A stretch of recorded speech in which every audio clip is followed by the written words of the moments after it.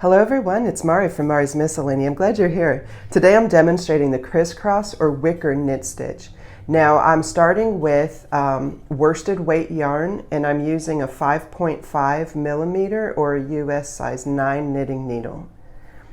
You want to make sure that you keep your tension nice and loose because you're going to be crossing the stitches over each other, and you don't want it to be too difficult to work into each of those stitches. We're going to start with our yarn in the back. We're going to insert into the first stitch purl-wise, and we're going to slip that, and then we're going to knit across the row, but we're going to work in pairs, and we're going to start with the second stitch from the needle tip and then the first. I'm going to rotate this a bit so you can see. I'm going to go into the back of the stitch, knit through that back loop. I'm going to hold on to these stitches to make sure they don't come off the needle yet. Then I'm going to knit the first stitch. Now both of these two stitches that are on the left needle have been worked onto the right needle. So if I pull these off that left needle, they look like I dropped a stitch, but I didn't actually, because it's worked up in here. There's just extra slack in there that's going to work out once the pattern gets established. Start with the second, knit through the back loop, knit the first through the front, and slide off the needles.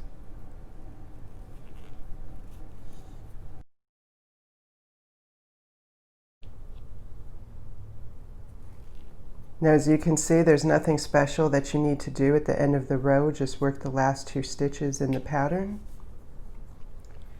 Now we're going to turn the work with the needle tip facing towards us so that our yarn ends up in the front. If you turn it the other direction, no big deal. You'll just need to keep turning it until your yarn is in the front. Then we're going to slip this first stitch purl-wise. And then we're going to purl across this row in pairs, starting with the second stitch from the tip.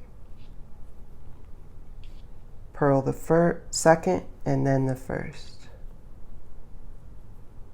And then slide those two stitches off the left needle.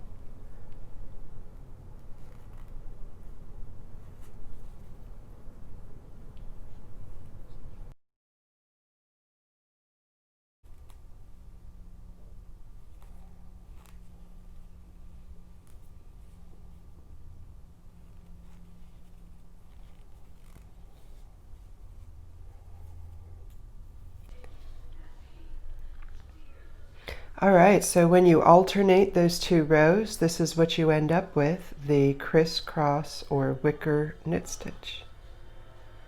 It's beautiful in any weight. This is what it looks like in worsted weight on a 5.5 millimeter needle. And this is what it looks like in fingering weight on a 3.5 millimeter.